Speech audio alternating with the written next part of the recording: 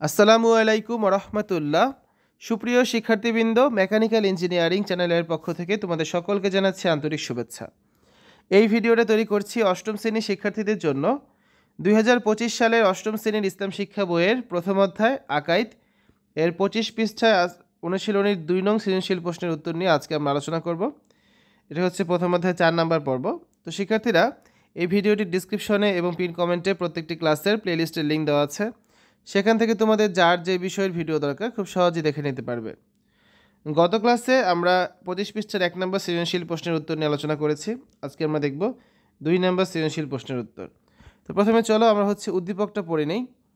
সুমাইয়া ও সামিয়া দুই বান্ধবী সোনারগাঁয়ে বেড়াতে যাবে বলে দুজনেই দিন তারিখ ঠিক করে। সুমাইয়া নির্দিষ্ট তারিখের প্রস্তুতি নিয়ে সামিয়ার অপেক্ষায় থাকে, কিন্তু সামিয়া তার বাবার কাছ থেকে টিফিন, কাগজ ও কলমের অজুহাত দিয়ে বেশ কিছু টাকা নিয়ে আদিবার সাথে মার্কেটে ঘুরতে চলে যায়। পরদিন সামিয়ার সাথে সুমাইয়ার দেখা হয়। সুমাইয়া বিষয়টি উত্থাপন করলে উভয়ের মাঝে কথা কাটাকাটি হয় এবং উভয়ই মনক্ষুণ্ণ হয়। এই উদ্দীপকের আলোকে এখন তোমাদের এই 4টা প্রশ্নের উত্তর করতে হবে। তো আসো আমরা এখন উত্তরগুলো নিয়ে আলোচনা করি। ক নম্বর, মুনাফিকের চিহ্ন কয়টি? ঠিক আছে, মুনাফিকের চিহ্ন হচ্ছে 3টি। খ নম্বর, তাকদীরে বিশ্বাস বলতে কী বোঝায়? তাকদীরে বিশ্বাস বলতে ভাগ্যের ভালো মন্দের উপর আস্থা স্থাপন করাকেই বোঝায়। তাকদীর অর্থ ভাগ্য। ইমানের 7টি মৌলিক বিষয়ের মধ্যে তাকদীরের প্রতি বিশ্বাস অন্যতম। মানুষের ভাগ্য আল্লাহ তাআলা থেকে নির্ধারিত। ভালো মন্দ যা কিছু তা সবই আল্লাহর হুকুমেই হয়।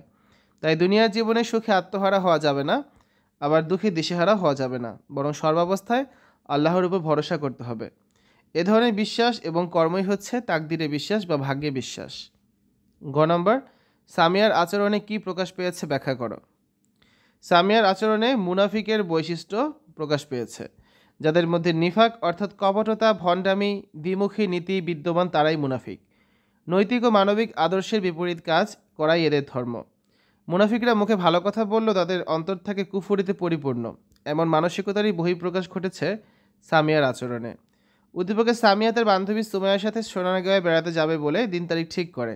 সুমাইয়া নির্দিষ্ট তারিখে প্রস্তুতি নিয়ে সামিয়ার অপেক্ষায় থাকে, কিন্তু সামিয়া তার বাবার কাছ থেকে টিফিন, কাগজ ও কলমের অজুহাত দিয়ে কিছু টাকা নিয়ে আদিবার সাথে মার্কেটে ঘুরতে চায়। তো এই আচরণের মাধ্যমে সে মিথ্যার আশ্রয় নিয়েছে এবং সুমাইয়াকে দেওয়া অঙ্গীকার ভঙ্গ করেছে।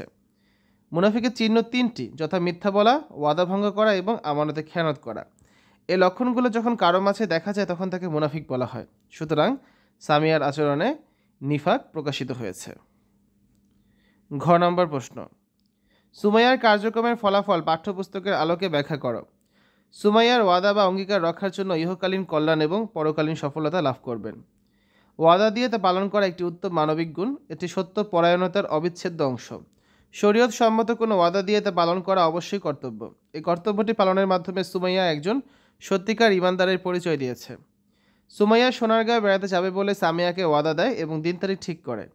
নির্ধারিত তারিখে প্রস্তুতি নিয়ে সে সামিয়ার জন্য অপেক্ষা করে, অর্থাৎ সে ওয়াদা রক্ষা করেছে। আর ওয়াদা রক্ষা করা মুমিনের বৈশিষ্ট্য।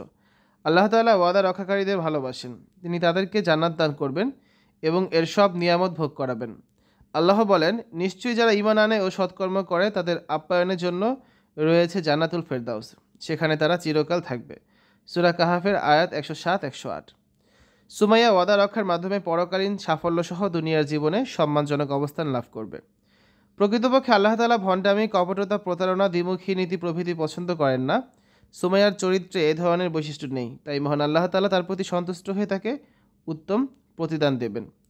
তো শিক্ষার্থীরা, এই হচ্ছে আজকে আলোচনা। আমরা আগামী ক্লাসে অষ্টম শ্রেণীর ইসলাম শিক্ষা বইয়ের অন্য কোনো একটি কাজের সমাধান করে দিব। এতক্ষণ তোমরা দেখেছো অষ্টম শ্রেণীর ইসলাম শিক্ষা প্রথম অধ্যায় আকাইদ এর 25 পৃষ্ঠার অনুশীলনীর 2 নং সৃজনশীল প্রশ্নের উত্তর। আশা করি আজকের এই ভিডিওটি তোমাদের কাছে ভালো লেগেছে। আমাদের চ্যানেলের অন্যান্য ভিডিওগুলো দেখার আমন্ত্রণ জানিয়ে আজ এখানে বিদায় নিচ্ছি। আল্লাহ হাফেজ।